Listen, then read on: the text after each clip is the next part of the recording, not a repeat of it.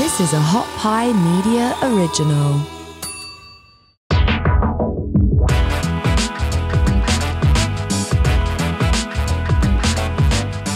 Yo, what's up, everybody? Welcome to the DNP-CD Sports Podcast presented by OddsShark. I'm Chad Fisher alongside my co-host Tony Farmer. How you doing, brother? Doing good, man. I'm excited about today's show. We got the Super Bowl coming up in a couple weeks. It's a fun time in sports right now. The NFC and AFC championship games just wrapped up. My 49ers lost. Yeah, I'm sorry, man. That sucks. That one stung a little. You know that sports are a big part of your life when after a game like that, you have multiple people reach out and be like, you okay? Yeah. Oh, yeah, dude. That happened to me after Michigan and Georgia. And the answer was, no, I'm not okay. Please stop texting me. No, man, I'm on the ledge right now, motherfucker. You know what I'm saying? What you think? You know what I'm saying? It was as if I had just gotten into a car accident and they heard about it on the news. People were reaching out like. What's crazy, man, is I actually think you guys were the better team. And I think you are the better team.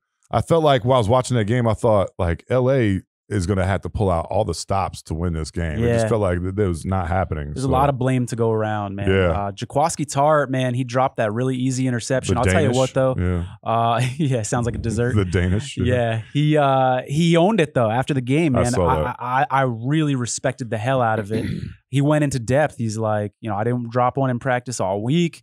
I was visualizing this. This is the moment that that you dream about. And I thought I'd be up for it, and I wasn't, and it's on me, and I let my brothers down. And he owned it on Twitter and in the press conference. Yeah, it was refreshing. Like a punt, man. I was surprised he didn't catch that. I could have caught that drunk. Right off his hands, Maybe, man. Probably. Definitely high. I don't know about drunk, but yeah. Let's talk about OddsShark real quick, brother. Yeah, so OddsShark is your go-to resource, man. This is what we use on the show all the time.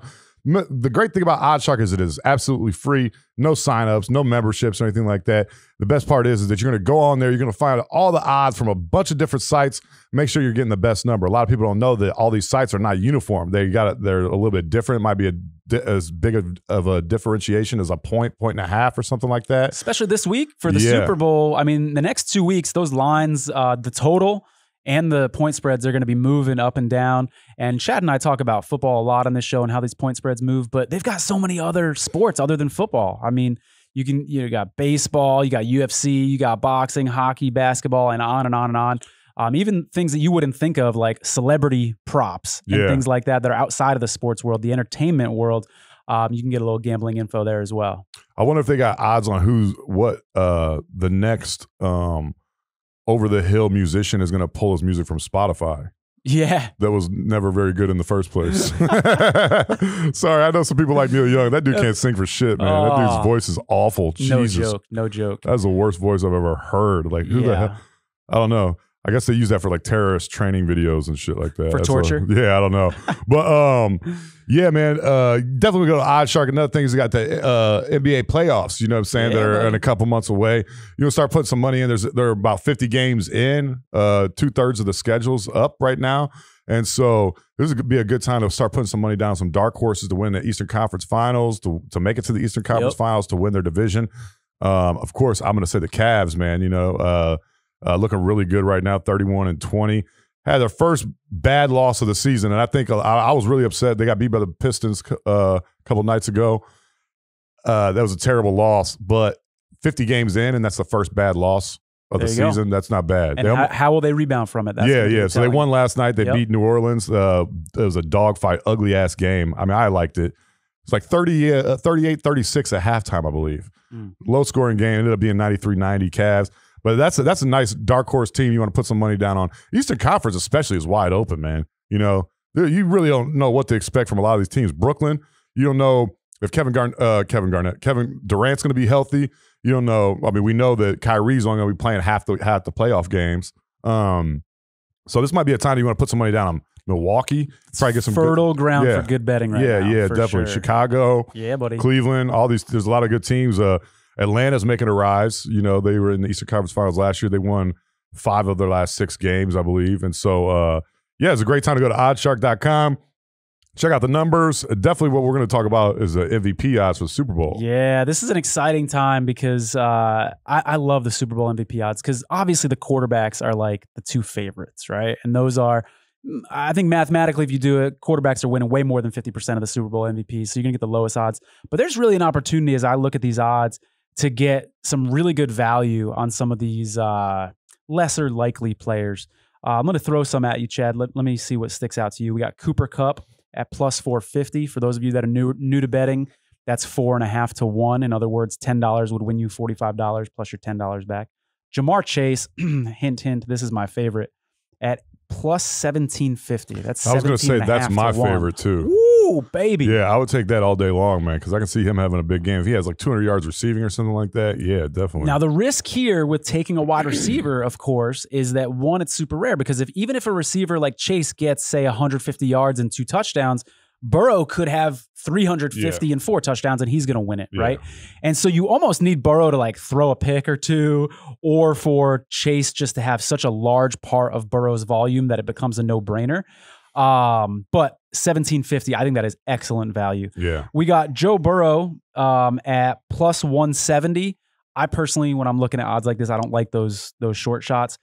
We got Stafford's even money, so $10 is going to win you $10. Burrow at plus 170. I would still do that, man. Do you have the Odd Shark pulled up right now? I do. If you can pull it up, let me know what the Bengals money line is, because this is where it's really important as bettors to compare what is your money going to get you on the Bengals winning the game, and what is your money going to get you if Joe Burrow wins the MVP. Let's compare those two numbers, because Burrow's not winning the MVP if the Rams win the game, obviously. Yeah. And even if the Bengals win, Burrow's not guaranteed to win it, because we talked about the Jamar Chase angle and maybe a defensive player steps up or something like that, right?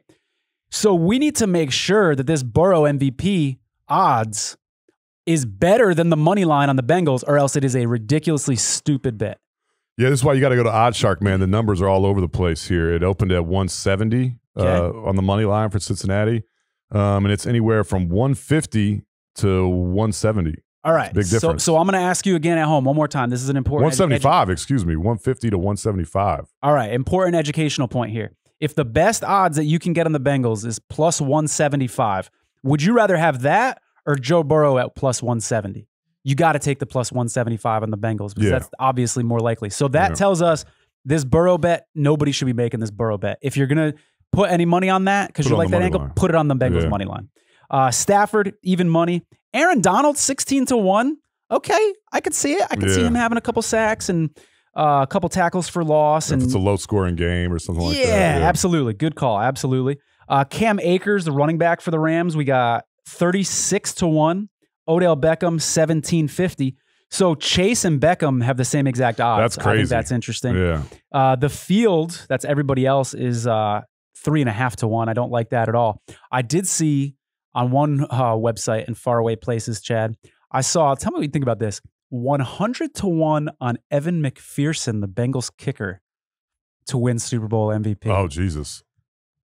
But yeah, I mean, I guess if he hits like 4 or 5 field goals and it's like 15 to 12 or something like that. You've got to, I feel like in order to win the MVP, you've got to have kind of that magicalness about you where the writers want to write about you. And people are starting to talk about McPherson.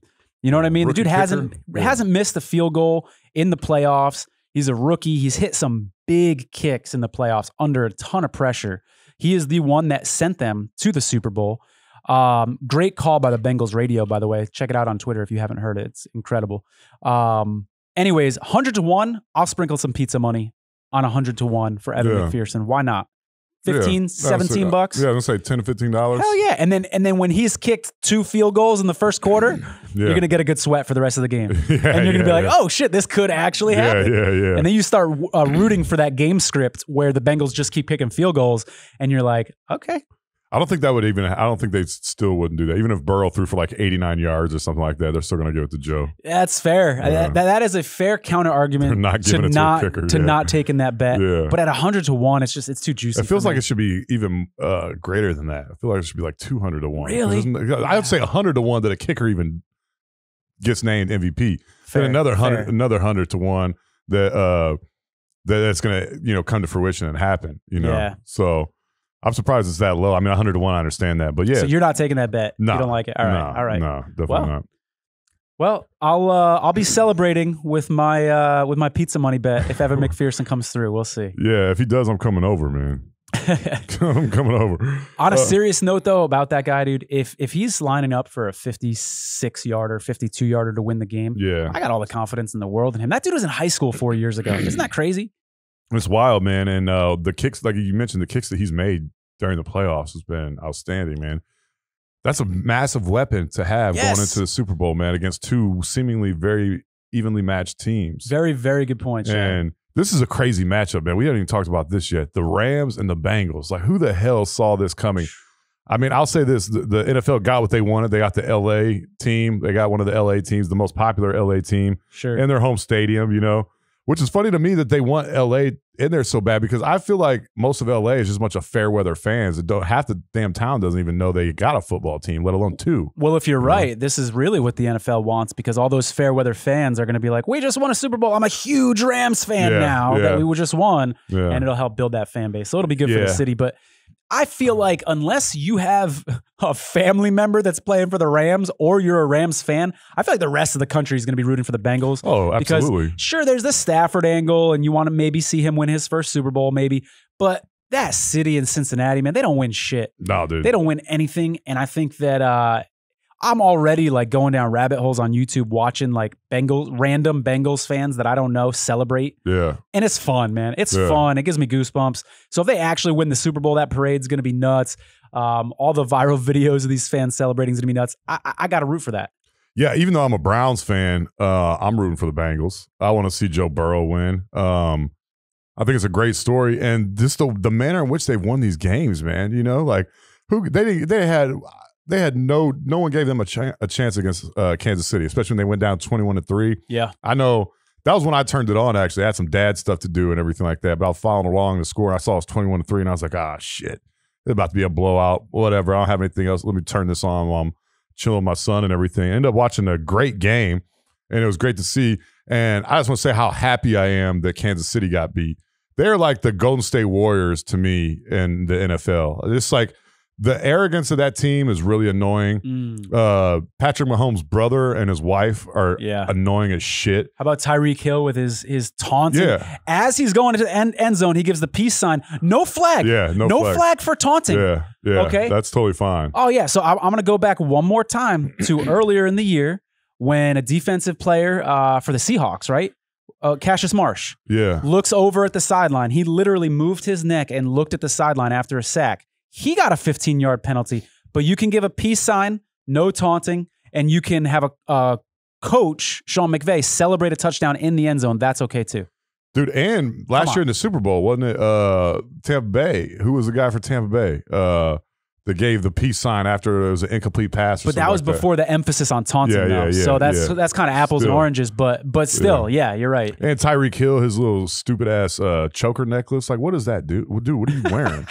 Like, dog, this ain't 1996 anymore. You know what I mean? Like, why are you dressed like that? Another guy who's never coming on our show. Dude, yeah. You know who else isn't coming on our show is Jackson Mahomes. That dude is good obnoxious. Lord. So obnoxious. And then his wife, Mr. Ed's daughter, it's like such a 1980s reference. Like Mr. Ed. Our younger audience, like, who's Mr. Ed? Who's Mr. Ed? A horse. It's a horse. Yeah. Okay. But, yeah, dude. Did you see her spraying everybody with champagne when it was like 12 degrees outside? Yeah, stupid. She's all up in the luxury box with like a fireplace and everything. She's like, yeah. I'm like, oh, this girl someone needs to trip her. The definition of obnoxious. Oh, she's so annoying. And then his brother doing these TikTok videos. Dog, I'm not a big dancer, but I'm positive I can dance better than Jackson Mahomes. The dude's got no moves, man. His game is whack as hell, dude, too. So it's awesome that we don't have to hear from them for at least another year. Agreed. Which is great. But now we're left with a great matchup, man. I think this is going to be a super entertaining Super Bowl. We've already had nothing but great games in the playoffs this year. It's been unbelievable. Everything's like 3 points and everything. This is going to be another one of those, I think, man. And I think Cincinnati it's going to be a field goal game. Yeah. And I think that, like you said, McPherson is going to be the guy to do it. I could see it. I could absolutely see that happening for sure. I think this game's going to come down to the trenches. Really, the one big question for me that's going to decide this game is, can the Bengals offensive line hold up against that pass rush of the Rams? And it's not just Aaron Donald. It's not just Von Miller. They got some big boys inside. Yeah. And the Bengals' weakness, we've known this all season long, has been their offensive line, and they've been getting away with it. Can they continue to get away with it against these dominant forces on the inside. It's truly amazing that they've been able to make it to the Super Bowl with that being their biggest need, offensive line. Very good point. You know, like how many times do you see a team make it to the Super Bowl or win a Super Bowl and their weakness is their offensive line? It's usually their strength. That's a great point. Let me rephrase your question a little bit. Tell me a worse offensive line that's played in the Super Bowl in recent memory. I can't think of usually those teams are either not making the playoffs or they're out in the wild card round. Yeah. You know, I think Seattle had a mediocre offensive line a few years ago, but Cincinnati has an offensive line that you would not be surprised if 3/5 of those guys aren't even back next year. Yeah. Right? Yeah. I mean, that's unbelievable, dude. And to think that they're going to be winning, they could possibly win a Super Bowl. After they win a Super Bowl, they're going to be all cocky and shit, too. They're going to be like, yo, man, you guys talk shit about the offensive line. We won a Super Bowl. They're like, yeah, but that was in spite of the offensive line, man. So that is going to be a great matchup. Last week, Cincinnati, I believe, only gave up 1 sack. A lot of that was Joe Burrow being able to escape, get out of the pocket. He's a bigger guy. He was able to shed some tackles. That one play to Jamar Chase for 22 yards. He got out of the grasp of a defender twice almost, and he ran over 15 yards in the pocket and then threw the ball. Got a 22-yard gain to Jamar Chase. He just made plays, man. That dude is cool as hell. That dude is cool as hell under pressure. For sure. And another thing I like about Joe Burrow is that he was smart enough to leave Ohio State. And not only that, did you see the quote where he came out and he's like, I don't know why Ohio State's trying to claim me as their own. That's good. He said something to the effect of, it's not about where you start, it's where you finish. I'll be an LSU Tiger for the rest of my life. That's great, dude, because I saw something on Twitter yesterday that some Ohio State writer was saying 5 of the captains for these 2 teams are Ohio State Buckeyes. And I was like, okay, I got Von Bell, and I went through the list and everything. And they're not claiming Joe Burrow, are they? Yeah. They are. They are claiming Joe Burrow. Like that's so Ohio State of them to do too. Yeah, you know, because they've never had a quarterback. I think the best quarterback they've ever had in the NFL is Tom Tupa, who ended up being a punter.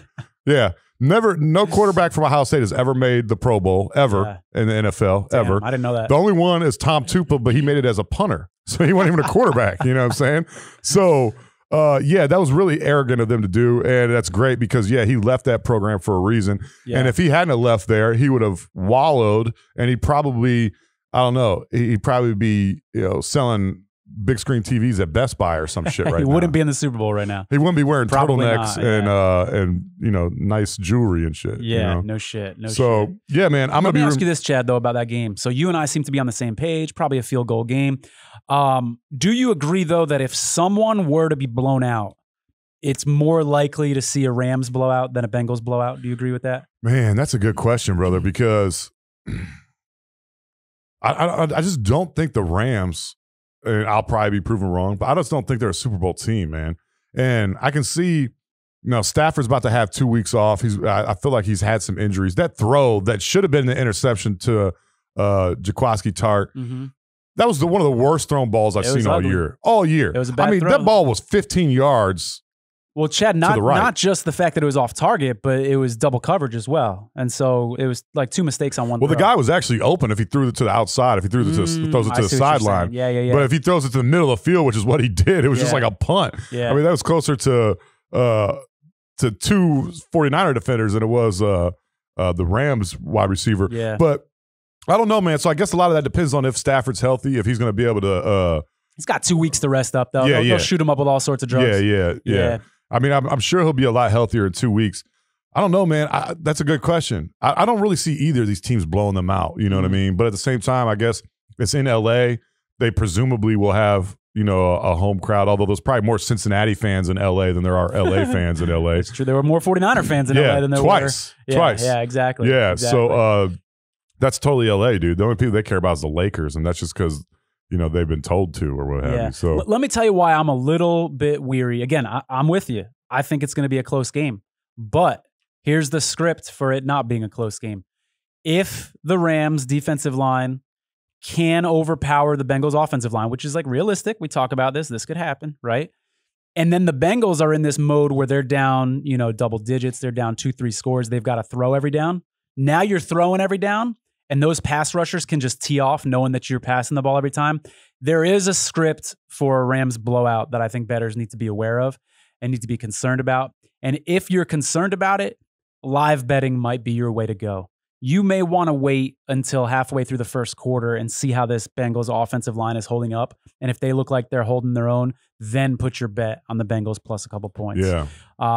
That is my only concern for the Bengals, is that offensive line. And Yeah. we'll know early. We'll know early on if they're up for the task or not. It's going to be some big matchups too, man. We're going to have Jamar Chase against Jalen Ramsey, most likely. Yeah. 2 Pro Bowlers going at it. Yeah. Dude, this could be huge for Cincinnati, because if they win this game, then you're starting to talk about they're the next dynasty. They're the next young, great team. Oh, yeah. You got in that Jamar division, Chase and Joe Burrow. Steelers have no quarterback. I'm sorry, but the Browns don't have a quarterback either. The Ravens quarterback is injured all the time, and he's more of a running back than he is an actual quarterback. Sure. So, yeah, they're going to have that division locked up for the next 10 years, because this time next year, we could be talking about the Browns are looking for a quarterback, and they're right back at square one. Yeah. So it's funny how things change. How quickly. Because remember, this time change. last year, we were talking about Baker Mayfield like we're talking about Joe Burrow now. Because they had almost beat the Chiefs, should have won that game. And everyone was talking, okay, well, the Browns, they were a sexy Super Bowl pick coming into this year. Now they are forgotten that Baker Mayfield had one of the worst seasons in memory. Yeah. And he was a bottom 5. And in October and November, we weren't even sure that the Bengals were going to win their division this year. Yeah. And now we're talking about them winning their division for the next 10 years. And so, things change pretty quickly. One quick injury, Burrow goes down next year, something like that. Yeah. I don't wish that upon anybody. This dude's probably all cocky as shit too. Like, he's only played like a season and a half. He's like, man, this is easy. I'm already in the Super Bowl. Like, dog, this is going to be easy as hell. He is. He's got that swagger about him. The swagger that you want your quarterback to have. Yeah. He has that. He's a handsome dude, man. I'd be arrogant too if I was like that. If I was that handsome, I'd just be going around, you don't even want to know what I'd be doing. For real. Slapping butts. I mentioned live betting real quick. Let me give some advice for anybody that wants to live bet out there. Yeah. Go into it with sort of a what if list. What if the Bengals get up by 7? What would I do? Because you already know what the odds are going to be at that point, right? You can feel it out if you've done this a little bit. What if the Bengals are down by 7? What would I do? What if the Rams are up at halftime by 2 scores? What if the Bengals are up at halftime? What if somebody gets hurt? It doesn't hurt to think about that scenario. What if Joe Burrow goes down in the first quarter? Do you like the Bengals coming back with a backup quarterback and getting really good odds, right? Yeah. Yes or no? These are the scenarios you have to work through before you put your live bets in.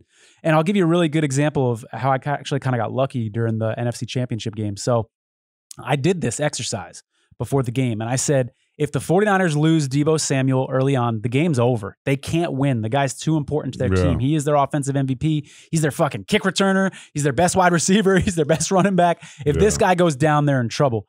So he went down in that game, and I put a pretty sizable max live bet on the Rams minus 1.5.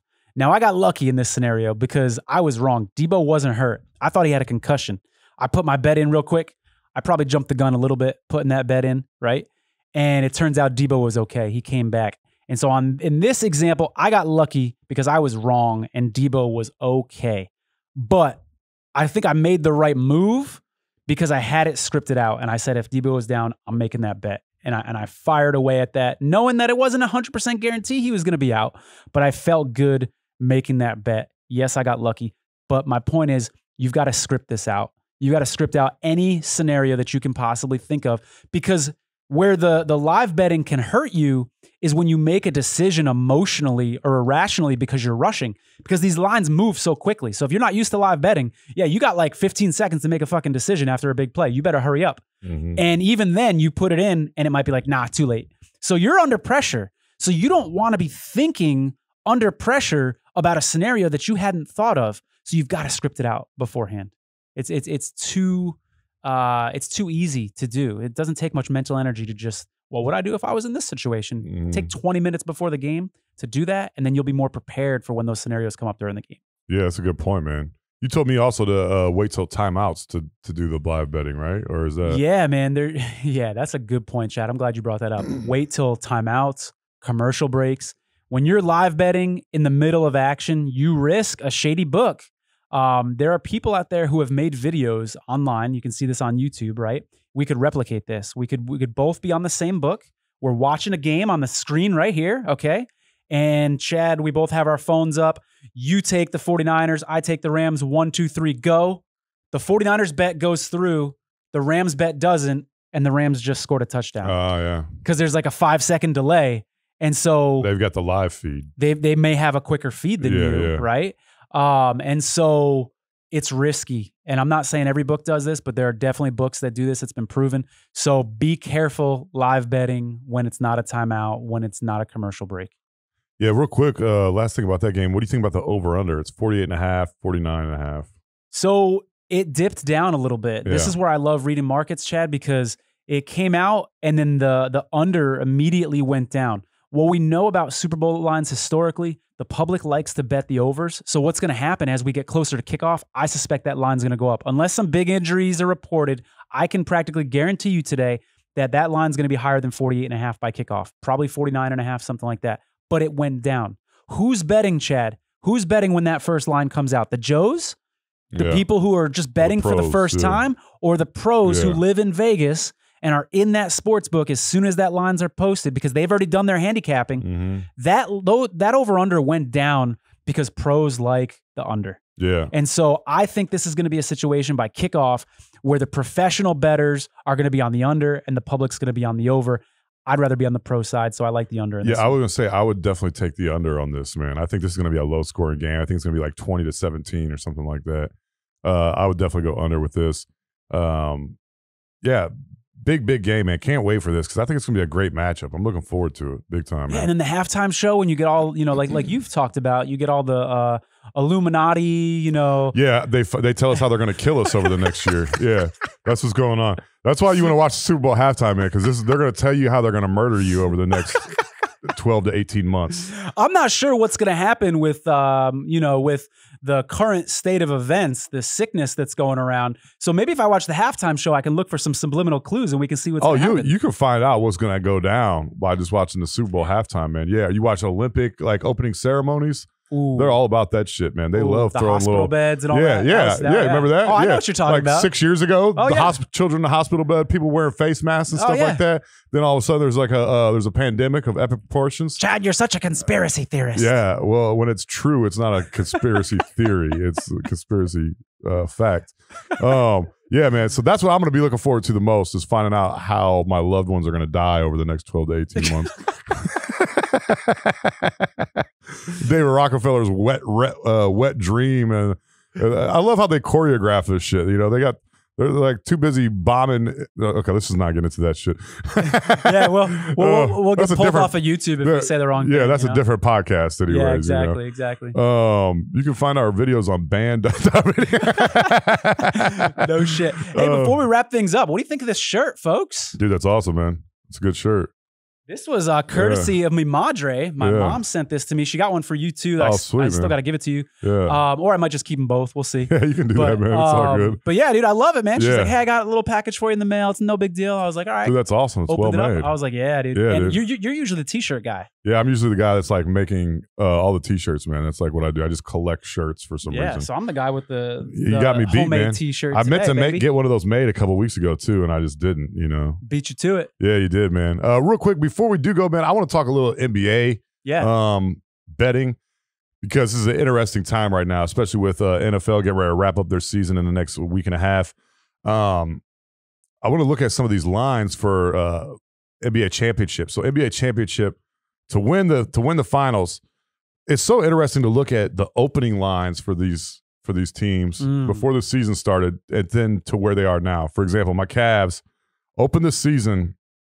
Are you ready for this? Oh, I'm ready. This is crazy, man. I'm ready. This is crazy as hell. Open the season at plus 40,000. Get out of here. Yeah. Get out of here. 40,000 to 1 odds. Oh, that hurts. That hurts that you and I both weren't on it. That hurts. And then let's also look at real quick the Eastern Conference, okay? 25,000 to 1. Jesus. Dog, if you just put $1 down, you know what I'm saying? Yeah. Like, jeez Louise. All they got to do, they just make the playoffs. You can hedge the shit out of it and make some good money. Wow. Yeah, 25,000 to 1. Now it is all the way down to 2,200 to 1. Wow. Which is still a pretty good bet, but damn, dude, it was 10 times that, 4 months ago. Yeah, and those are the psychological games that you can't get into. That's what I hate. Can't. You're right. It's like I hate putting this 2,200 to 1 down because I could have got better numbers. Yeah. You got to block that out. Is it still a good deal right now? You also have way more information to go on now than you did then. No one expected this. I guarantee if you even asked Cavs head coach Jamey Bickerstaff, he would have been like, "Yeah, save your money. Don't do that shit." But yeah, dude. Even now, 2,200 to 1. That's a good. You still like it? I still like it, man. I'm not saying that the Cavs are going to win the championship, but I can definitely see them being in the Eastern Conference Finals. I can see them, And then you hedge it. I'm going to say it again with these future bets. They don't have to win in order for you to cash if you know what you're doing hedging. And Central Division, NBA, obviously Milwaukee is the favorite. They're minus 105, minus 133, which is a weird number. Mm-hmm. Cleveland is still good value here. Plus 240 or up to plus 325, man. So that's still to win the Central Division, you know what I mean? And so I can see that happening. Chicago, Milwaukee, they're all kind of neck and neck right there with about a game and a half behind each other. But that's a good bet right there too, man. And then Western Conference, Phoenix is actually still not too bad, man. You can get them at 275. So they got the best record in the NBA right now. First team to 40 wins. First team have 2 10-game winning streaks in the season, which is unbelievable. I feel like that's a good number as well. Another one, man, that I've been on like all season long is the Dallas Mavericks to win the Western Conference. Dallas, they opened at 1,400 to 1, still around there, anywhere from 14 to 22. Hold on, not 1,400 to 1. Excuse me. Plus 1,400. Plus 1,400. I'm sorry. There we go. So 1,400 up to 2,200. So I feel like that's a decent number too, man. Also, so yeah, man. Some of these division races are interesting, and I think that you might want to jump on that. The Atlantic Division and the Eastern Conference. Brooklyn is obviously the favorite. They're at minus 250, minus 115, minus 125. This is why you got to go to Odd Shark too, because these numbers are all over the place. Let me ask you this, Chad. How about for the MVP? Who do you think, because you can get odds on those right now too, who do you think is the most likely player to win the MVP right now? Well, right now, the betting favorite is Joel Embiid. You like that bet? Yeah, I think he was you could have got a great number on him to start the season, but I think now he's like he's leading at like 25 to 1 or something like that. So it was Kevin Durant, but Kevin Durant's been injured and he's going to be out for at least another few weeks. So right now, Joel Embiid is the favorite, and I can see that, man. That dude's an animal. He's really good. He's definitely in his prime right now. If the Sixers don't win a championship in the next 3 years, they're not going to win one because he's gonna fall off a cliff eventually. He has been injury prone in the past. He's been okay this year, although he did miss last night's game. But I think that's a good value bet as well, man. So many of these MVP lines are tied to, is that team going to win the playoffs? Is going to make the playoffs, excuse me, because you can have the best player in the NBA putting up the best numbers, and if their team doesn't make the playoffs, that's going to really hurt them with the voters for sure. So you want to try to pair it with a guy who looks like they're going to get their team in. Yeah, they're not going to give it to somebody that's not going to make the playoffs, that's for sure. Yep. And injuries are such a big part of it too, man. LeBron was having such a great year, and then dude, once again, injuries for him. It's like Father Time is undefeated. Ask the Utah Jazz about injuries right now. Yeah, man. That was tough Joe to see. Ingles is gone for the season. Yep. Donovan Mitchell's been hurt all season long. Yep. About 3 weeks ago, Utah was one of the top teams in the NBA, and now they're looking like they'll be lucky to make the playoffs. Exactly. So, man, so it's a great NBA season. This has been one of the most exciting NBA seasons in recent memory. It's because of that parity, man. Like you and I rail on college football all the time about how there is no parity, and we already knew that Alabama was going to be in the. And we literally said that when we were going over the futures odds before the college football season, and we said Alabama is going to be in the championship game, and you can't do that with the NBA right now. You could 5 years ago. You can't do it right now with the NBA, and it's nice. Yeah, I guess you could say right now you say Golden State is the favorite in terms of getting there. It's the favorite, but it's not like a guarantee. Exactly, but Klay Thompson hasn't been great since he's came back from injury. That's an injury that's going to take him over a year to be his normal self again.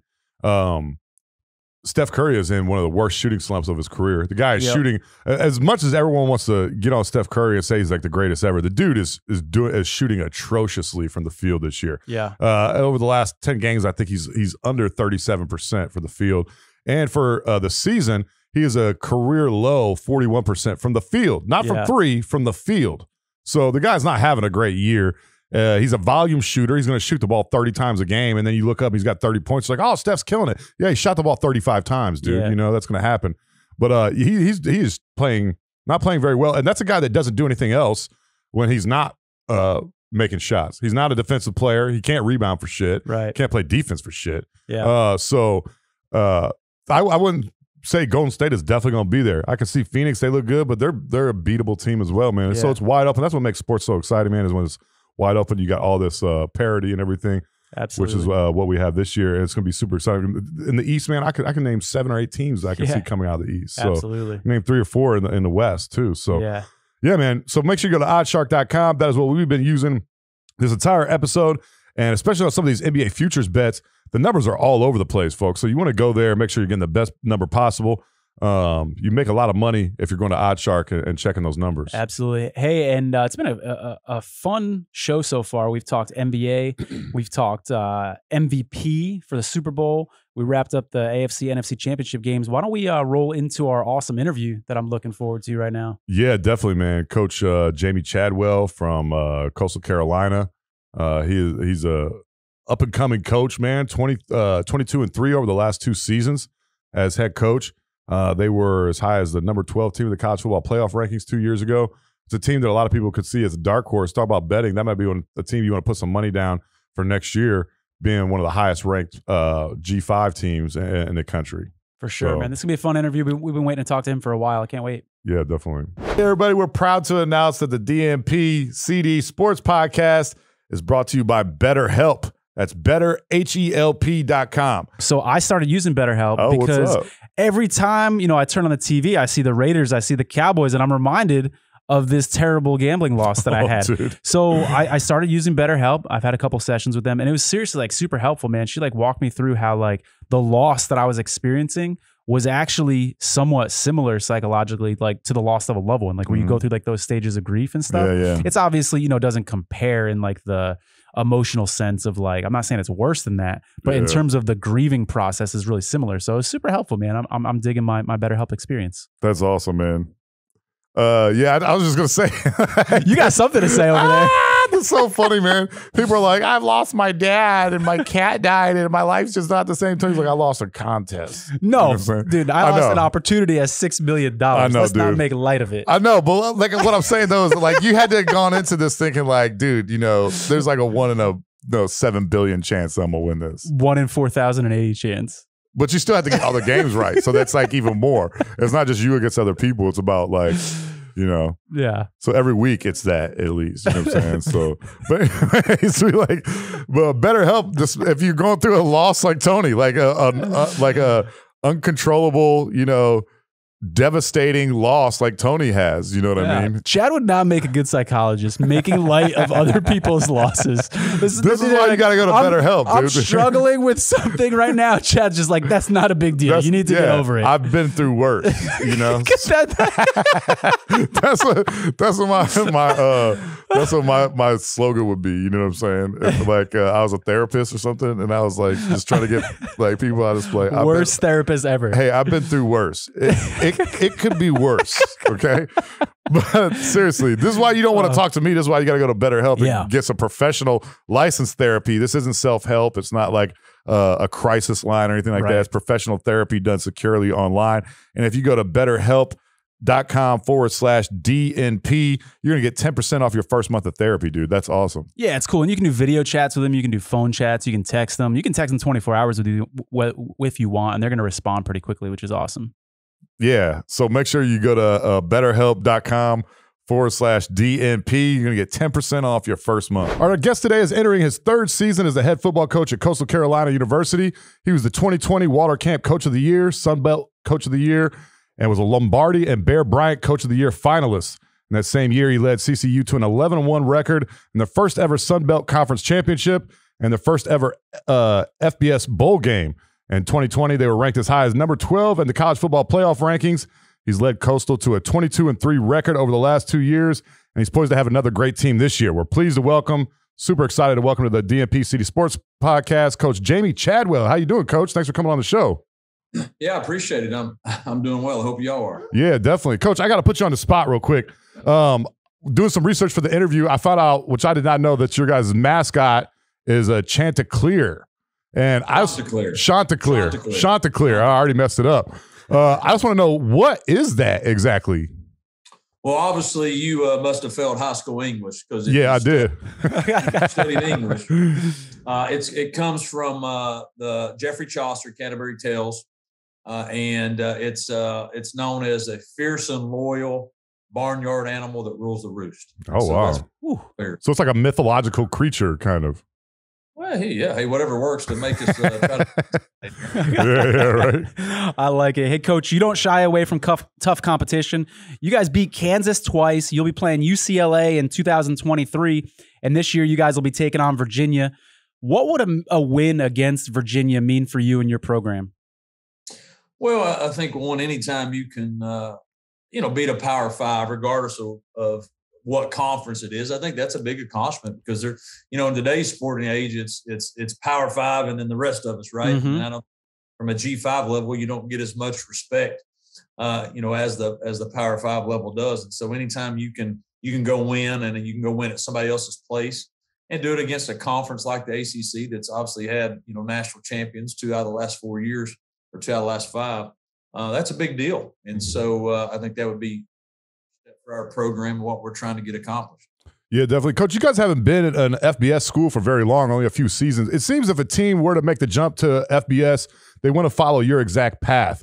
How difficult of a transition is it to go to FBS?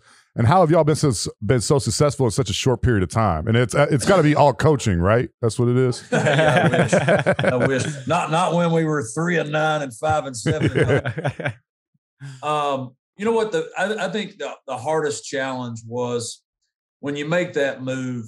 Even though we had success at FCS, that's why we moved up. We still weren't known, except for outside our region. And so you're trying to establish who you are and trying to connect that to FBS type players.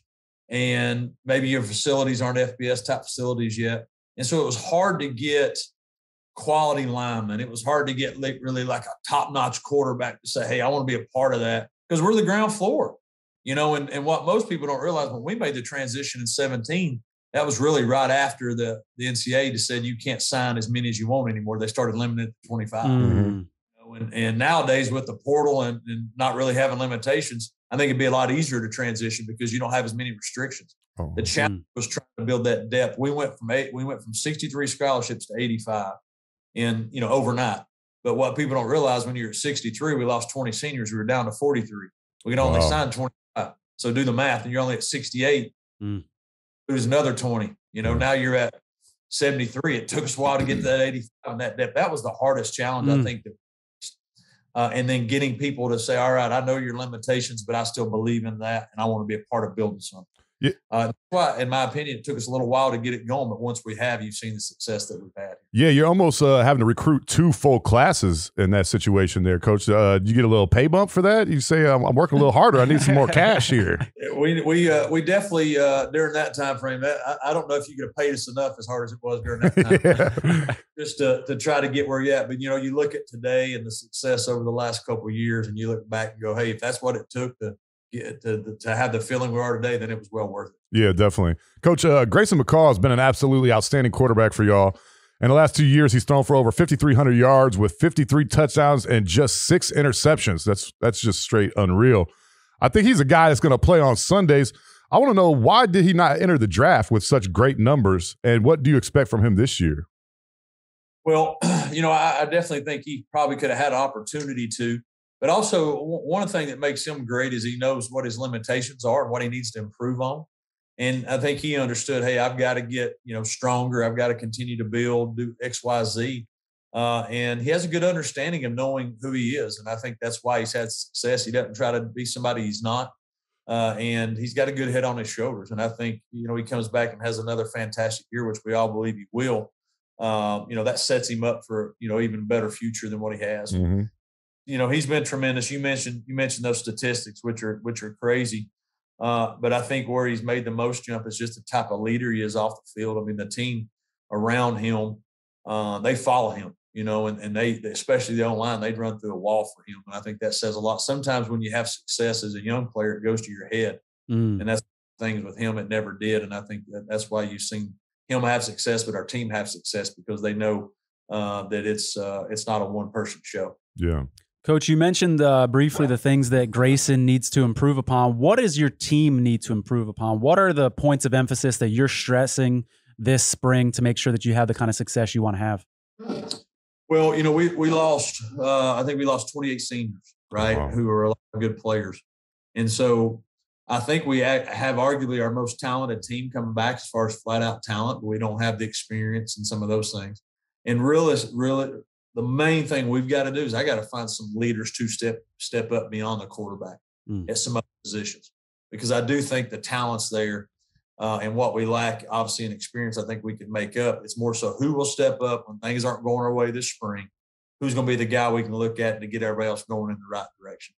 And I think that's when you've been able to sit on the back burner and, not have to worry about it as much, and now you're on that front burner and everybody can see you. All those eyes are on you. We got to have somebody step up and say, I want that spotlight. I want that opportunity to be the leader. And that's going to be our big emphasis this year for us to take another step with a young group, but also continue to build what we're doing and not go backwards. Can you talk to us about what that process looks like? Because I hear you say find leaders, and I wonder, is it literally finding those leaders, or is it more so developing the leaders or developing someone into that leadership role? So is it pulling a guy aside and having a conversation and saying, hey, you got to take the next step? Like, as a coach, what does that look like to find and or develop those leaders? Well, I definitely think there's a development piece. We identify, right now we've identified 10 guys who we feel should be leaders. And we're putting them in position to lead some of our current team, not their position, but we're doing accountability teams this offseason. And then we're giving them opportunities. We're bringing people in to talk with them about what leadership looks like to develop them. So I definitely develop and give those guys the opportunity. But also, I think once you get into your off season, when you get into practice, when you get into your morning runs or whatever people call them, then you actually see where some guys who you might not think are leaders actually start stepping up and in another level and hold some people accountable that maybe they've never done it before because they never had the opportunity. And so I also think there's an opportunity to find leaders through some of the off-season things that you do. So it's a find and develop. That's awesome. Definitely. Coach, this year Cincinnati made the college football playoff. They're the first team outside of the Power Five to make the playoff. Obviously, you guys hope to be in that conversation, especially if you beat Virginia. That's a big game for you guys. I want to know, why do you think that the non-Power 5 schools deserve a shot in the college football playoff? Well, I do think what they showed and what they proved, they can play at that level. Now, they were obviously really, really good. If you look at a UCF a few years ago, they showed that they could play at that level. We played good football, and the hardest part about being G5 and where Cincinnati hit it right, Cincinnati had a great year 2 years ago. And then their schedule set up right where they played a couple Power Fives, played a Notre Dame at home, and they were able to strength of schedule with it as well. That's the biggest challenge that I think we face of being deserving of a shot, is because the people that make those decisions think, well, you're not playing as tough of a schedule X, Y, Z, which that's where the look test comes in, right? And I think if you follow anything about G5 football, we play really good football week in, week out, and it's not specifically our conference, the Sun Belt, especially our side of the division. It's a really good league. I mean, you got to play every week to win a game, and if you overlook somebody, you're going to get beat. And so we play good football, and we beat teams that from the Power 5 level when it matters. You can use us, you can use the Cincinnati, for example, you can use Louisiana a couple of years ago. So I think we've proven that we can play at that level, what it takes to win at that level, and hopefully.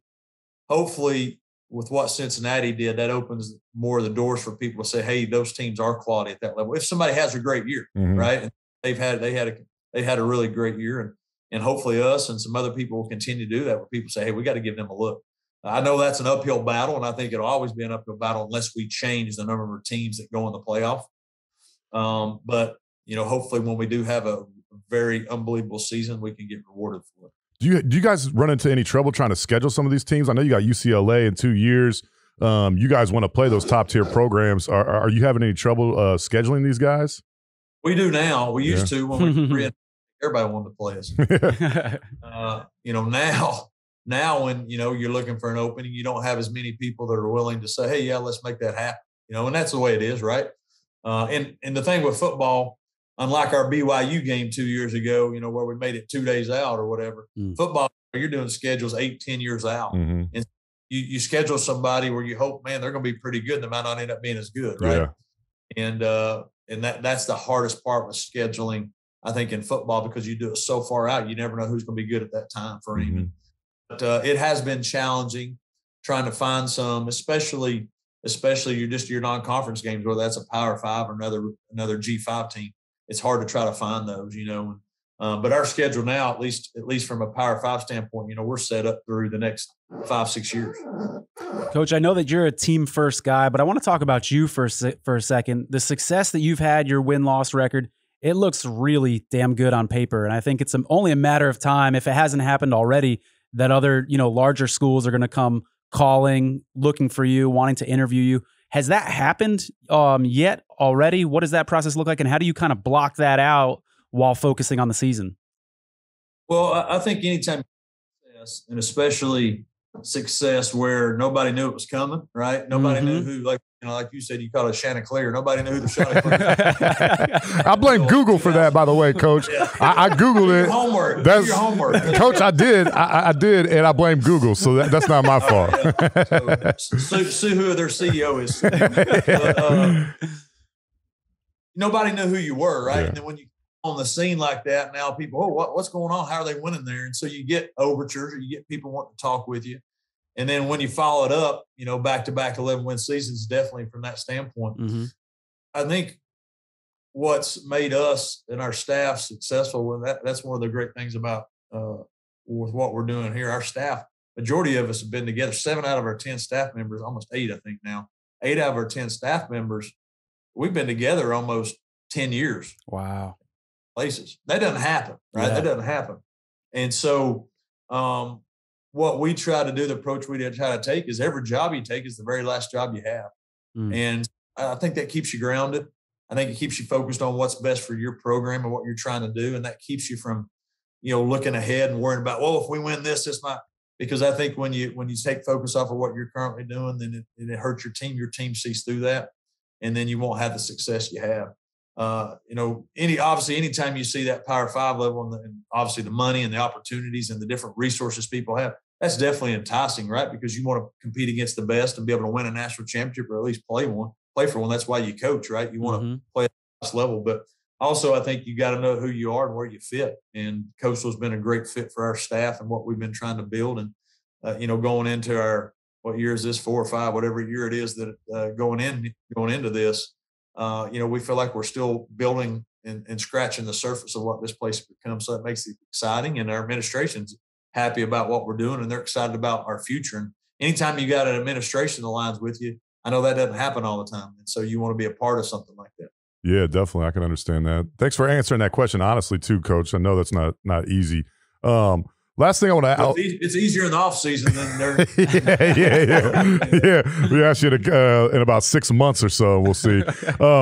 Coach, you guys play at Texas State next year, which is right down the road from us here in Austin, only about a 30-minute drive.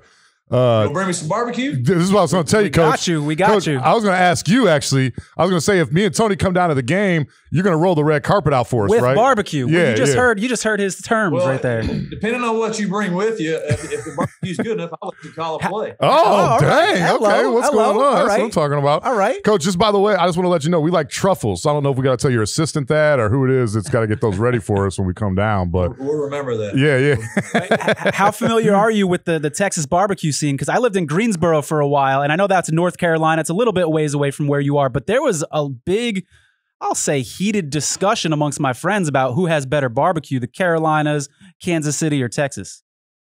Well, I mean, I grew up in Tennessee, so Memphis is known for its barbecue. Really, it's rub stuff. But I've had some Texas barbecue, which has been tremendous. But I've not obviously had as much as living there. And so I've had North Carolina. I've had, South Carolina's mustard base, North Carolina's more vinegar base.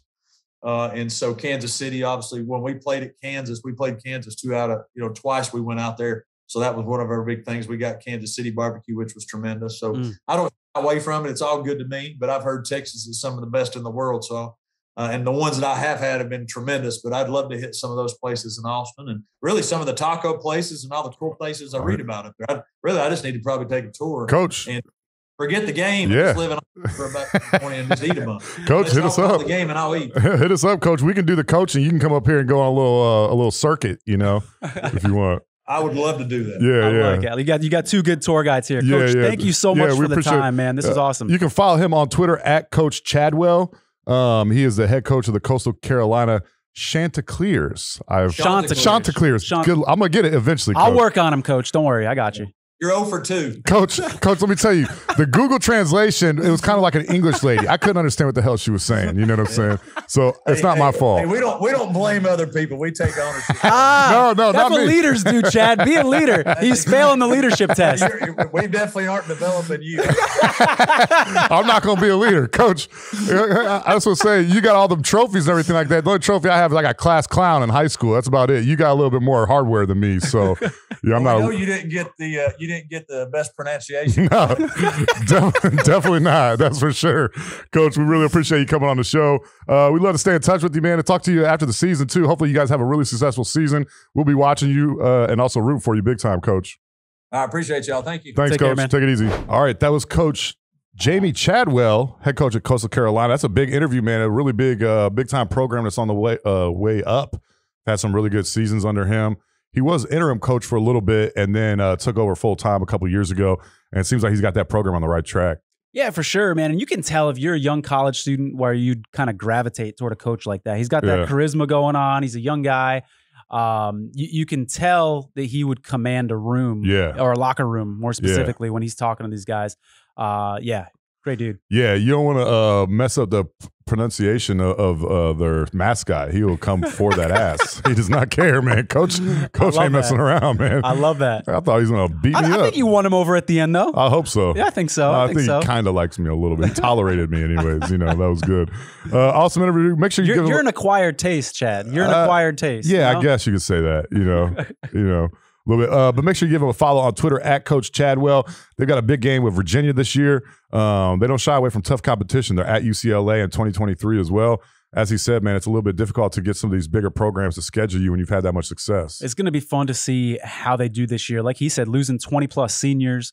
You want to test how good of a coach you are. Let's see how good you do after those 20-plus seniors turn over. Yeah. So it's going to be really interesting to see. I think they're going to have a good season, though. Yeah, they got a great quarterback, 53 touchdowns, 6 interceptions in his career. That's remarkable. Yeah. And so they're definitely going to be able to lean on him. But as Coach said, it's going to be interesting to see what other guys step up for the program and hopefully take them to another successful year. I mean, they were they were ranked in 2020. They were as high as number 12 in the college football playoff rankings, which I believe was a record at that time. So they are definitely a program on the rise, and it was great to talk to Coach Chadwell.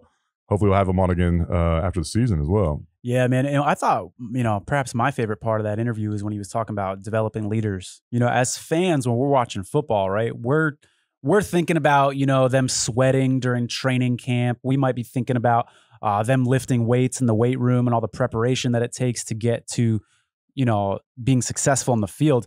We're not thinking about them being pulled aside by their coach and saying, hey, I think you're a leader. You're one of 10 players that we've identified. And here are some resources to help develop you as a leader. That's pretty cool, man. That was really neat to hear that insight. Yeah, definitely, man. Definitely. It's a good interview, man. Glad to talk to Coach. Glad to meet him finally. And hopefully we might be going to a game this year. Texas State. We got to bring the barbecue. Yeah, we got a homework assignment. I like it. I know, man. It might be a little cold by the time we get it down there, but what do you think, man? We're gonna do little Terry Blacks. They'll seal it up nice for you. They'll kind of vacuum seal it. We could do little Franklin's too, man. Yeah. If the barbecue's not good, he's gonna make us sit in the stands. We're not gonna get sideline passes. No, that's a good call, man. That's a good call. So we got to test it out. Yeah, for sure. Yeah, definitely. Make sure you give him a follow. They got a good schedule this year. They're gonna play in Appalachian State. Also, that's in Always the Sun Belt Conference, man. So they're in a good conference. The Sun Belt is a really good conference, especially for a non-Power 5 school, like you said, a G5 school. So It's going to be interesting to see how they transition this year with losing all those seniors and everything, man. Yeah, for sure, man. That was a lot of fun, dude. Yeah, definitely. Great episode today as well, man. A lot of fun. Yeah, dude. This is a great. There's a lot of stuff going on right now. We're about to transition. We got the Super Bowl coming up, obviously biggest game of the year. Going to be a great matchup. Can't wait for that. We also got the NBA that's getting into the home stretch, last 30 games of the season. And next week's show, let's do some Super Bowl prop betting. Chad. Yeah, let's do that, man. There's gonna be a lot. Who's gonna run on the field? Prop Is the guy gonna be naked? How long's the national anthem gonna be? Yeah. Will there be a dildo on the field? Like, what's going on? Hey, man, if the game was in Buffalo, I'd definitely will be. I'd take plus bet on that for sure. They need to have a Super Bowl in a cold weather stadium sometime, man. That would be awesome. Yeah. When's our last time we did that? Never, dude. What was it, like Minnesota back in like Super Bowl II or some shit? Jeez, yeah. Yeah, that'd be cool. Crazy. But awesome interview. Make sure you follow Coach Chadwell on Twitter. It's at Coach Chadwell is his handle. Make sure you give us a follow on Twitter as well. Our handle is at DNP-CD Show. You can find us on Instagram at DNP-CD Sports, Facebook.com/DNP-CD Sports. Also go to hotpiemedia.com. You can find all of our past episodes. You can also find some awesome interviews, some awesome other podcasts on pretty much any topic you can think of, man. It's a great resource. Got all kinds of different things that can tickle your fancy there. Absolutely. A lot of fun. Give us a thumbs up if you happen to be watching this on YouTube. Tell your friends about the show. Write us a review on iTunes if you would. Thank you so much for all the listeners out there. Yeah, we really appreciate it. Like we said, tell your friends about the show. We'll see you guys next week. For Tony, I'm Chad. Peace out. Thanks for listening. You can find more episodes and all of our other Hot Pie Media originals baked fresh daily at our home online at hotpiemedia.com, the Hot Pie Media YouTube channel, or wherever you listen to podcasts.